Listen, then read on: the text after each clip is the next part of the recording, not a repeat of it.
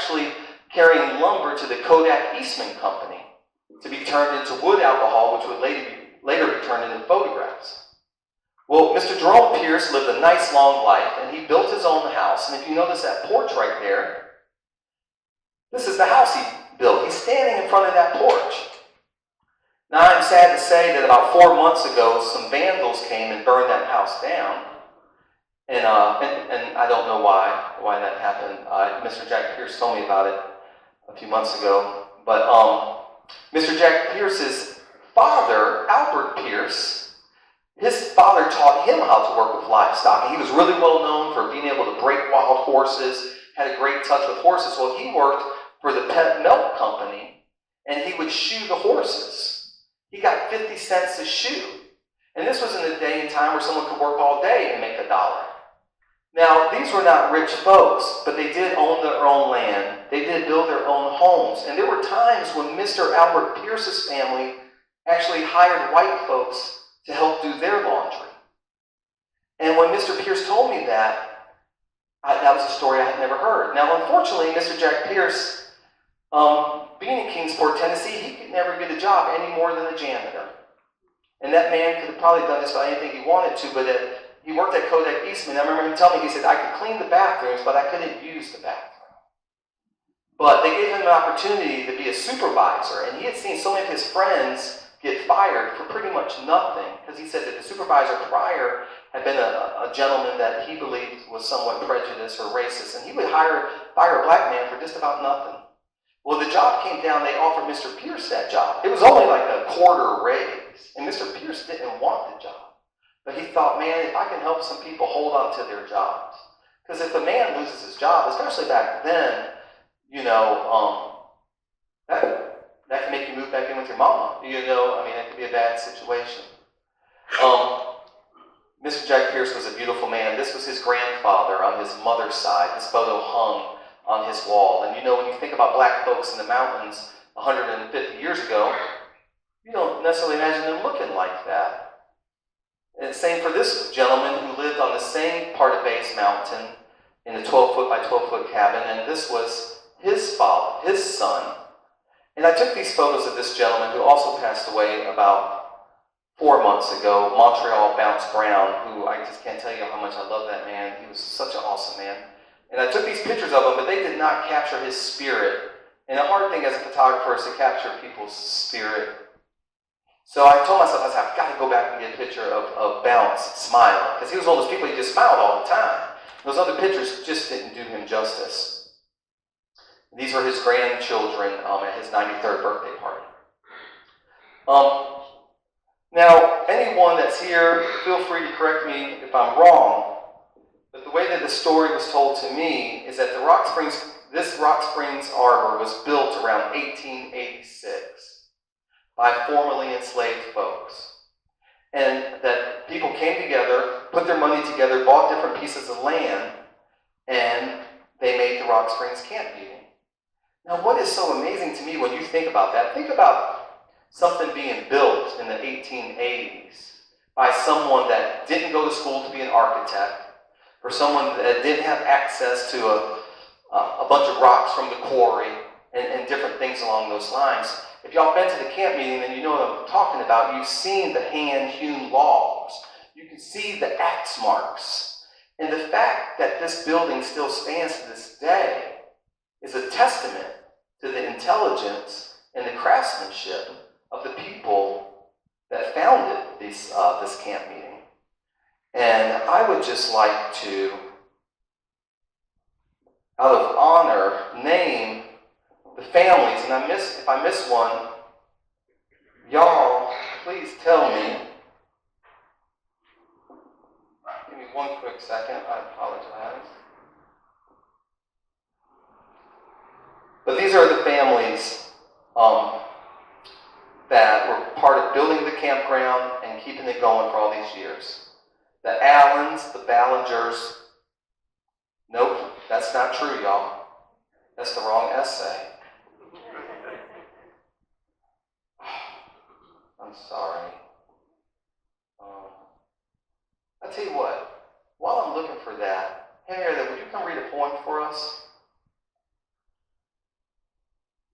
Henrietta's going to read a poem for us that Kelly Elaine Navies wrote, and it's called Praise Song for the Lilies.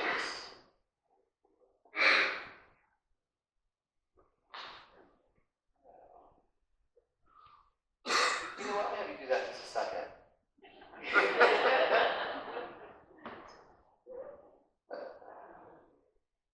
Sorry, y'all. I thought I had this thing together.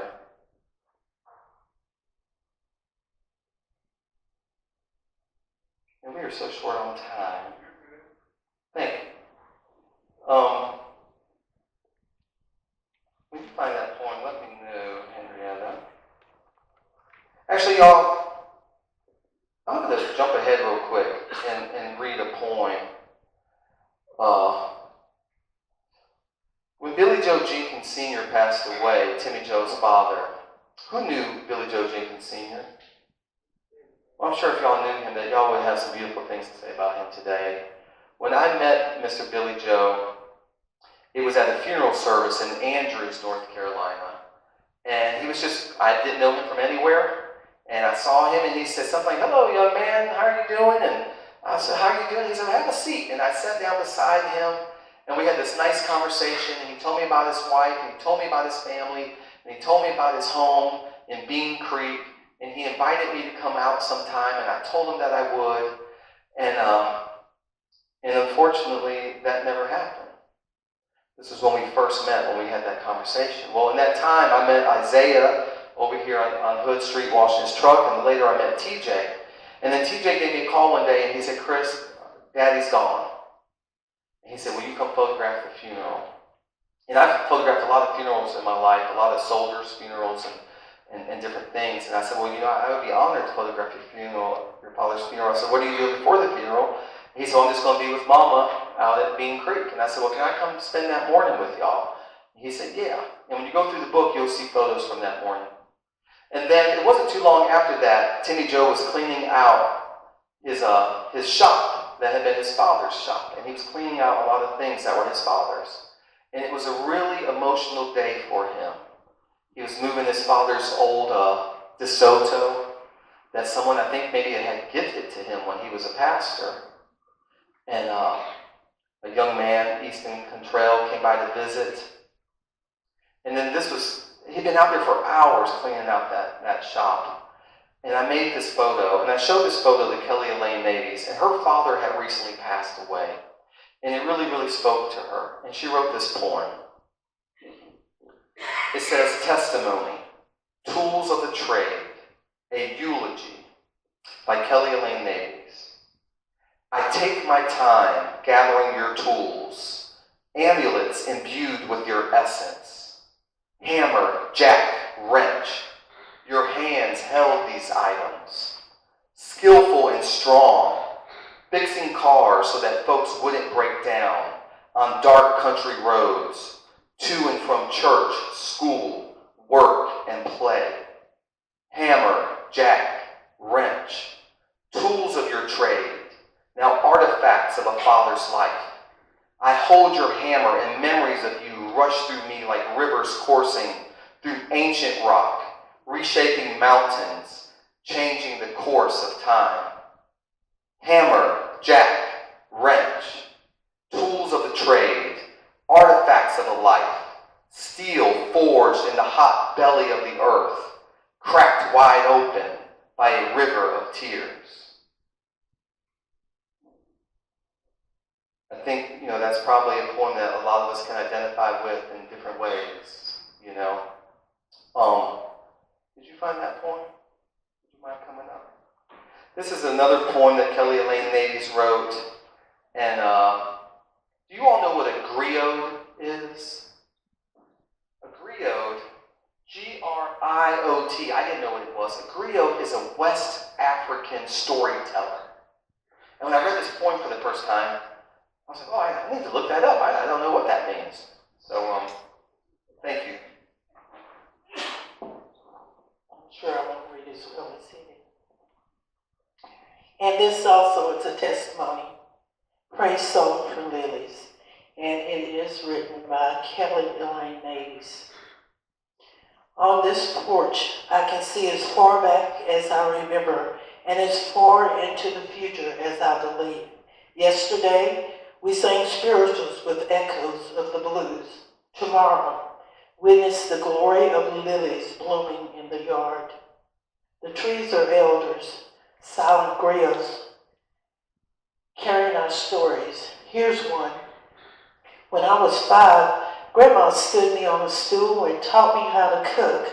We were alone and had to eat. I had to do what she couldn't do anymore, and that was almost everything.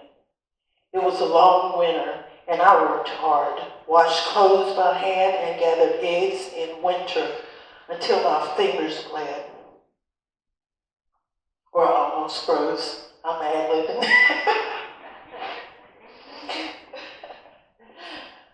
But each fall, I awoke at dawn, eager to take the long bus ride into town to go to the colored high school. I didn't care about the colored-only signs. My mind fertile with the dark earth before planting season. Our teachers were prophets, bringing the word. In art class, I studied Van Gogh's Sunflowers from a book with torn pages passed down from the white high school. And still I yearned to run through the fields of gold. Now, the hateful signs are gone, and my grandchildren can go anywhere they choose. The story of their lives shall make a new world. Tomorrow, there is more work to be done, but now I sit on this porch, close my eyes and forget my aching bones. As the sky grows dark, light fading over the hills, I will see lilies everywhere. Their scent carrying songs of praise. Hallelujah.